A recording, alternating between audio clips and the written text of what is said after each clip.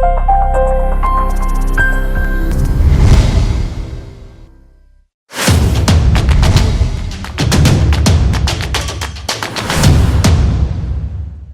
1990, le Bénin décide de se lancer sur le fleuve de la démocratie, s'engageant à adopter ce mode de gouvernance.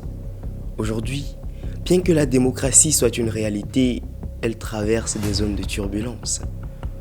Partout en Afrique, comme dans d'autres régions d'ailleurs, les crises démocratiques se multiplient. Les récents coups d'État mis en œuvre au Niger, au Mali et au Burkina Faso sont des illustrations de ces crises.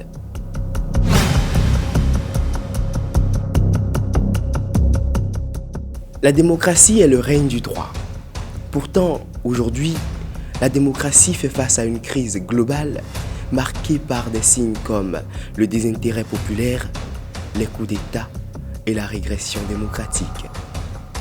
Face à ces crises, le droit est souvent le premier réflexe, parce qu'il est le médiateur intelligent des enjeux démocratiques.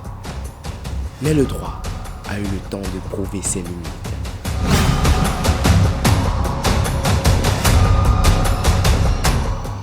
Cette réflexion sur les limites du droit face aux crises démocratiques trouve un écho dans les récents travaux du professeur Pierre de Montalivet. Dans son article intitulé « Crise et renouvellement de la démocratie, les limites du droit », il explore les capacités et les insuffisances du droit en matière de résolution de ces crises.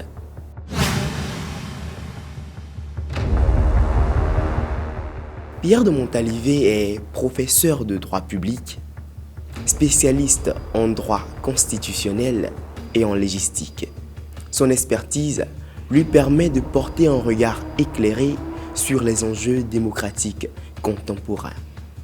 Dans son œuvre, 3 axes de réflexion se déclinent. Il commence par constater les failles du droit, les explique ensuite et enfin, il propose des remèdes. Le professeur de Montalivet soutient que, dans le cadre de la crise démocratique, le droit présente des limites considérables. D'une part, il souffre d'ineffectivité lorsqu'il n'est pas appliqué. Le doyen Carbonnier déclinera l'ineffectivité totale sous l'angle de l'impuissance des lois et de leur désuétude.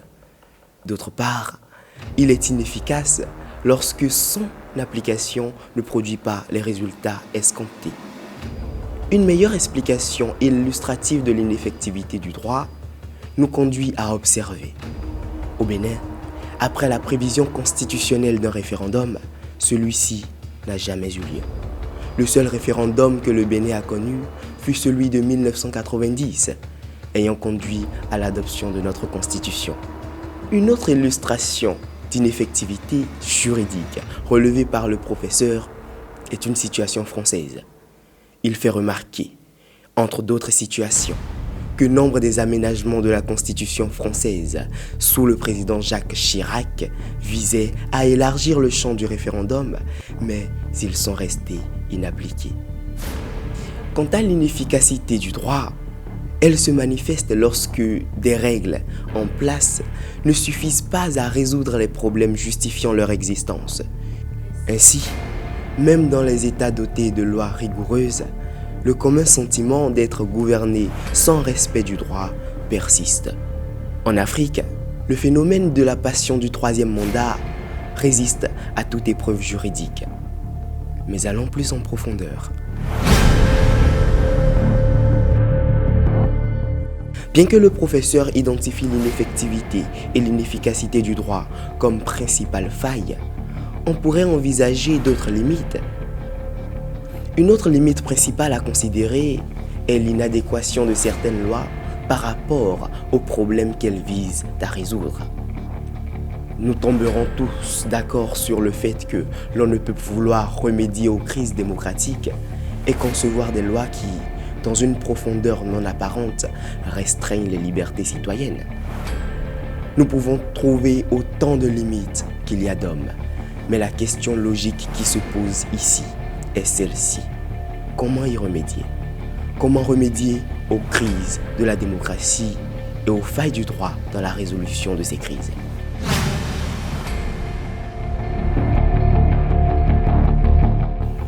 Pour surmonter ces limites, le professeur de Montalivet propose de compléter le droit par deux autres piliers. Renouer avec les vertus démocratiques et accorder davantage d'attention aux citoyens. Cette dualité pourrait constituer la base d'un renouveau démocratique. Dans cette optique, il est pertinent de réfléchir au lieu où l'éducation aux vertus démocratiques peut s'implémenter. Les écoles, les églises, les cocons familiaux, les cercles d'amitié, les médias, les réseaux sociaux. Et ici encore, nous pouvons trouver autant de lieux qu'il y a d'hommes. Il vaut mieux que l'on vulgarise en ces lieux les vertus démocratiques et qu'ainsi les citoyens soient éduqués à la paix, à une démocratie saine. Ce mécanisme éducationnel nouveau façonnera de prochains dirigeants plus soucieux de l'opportunité du maintien de la démocratie. L'opportunité de cette approche se précise encore au Bénin. Au Bénin, des déviances démocratiques se dessinent. Les principes de droit ne sont pas toujours respectés, malgré les efforts institutionnels. Malgré ces efforts, nous tomberons tous d'accord que la démocratie et le respect des droits humains au Bénin restent imparfaits.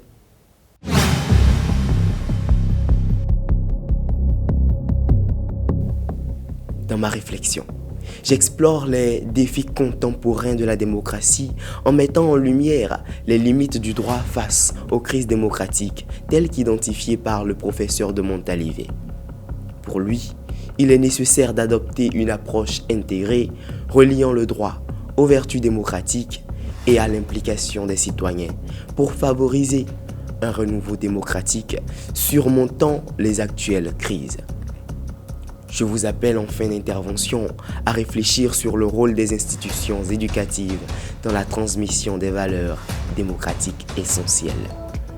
Je suis Urdeniel Alopo, je suis juriste en formation, je suis membre du club de culture juridique. C'était Droit et Culture, le fruit d'une collaboration entre le club de culture juridique et le 100% Coaching Voix. N'hésitez pas à partager vos réflexions sur le sujet en commentaire. À très bientôt.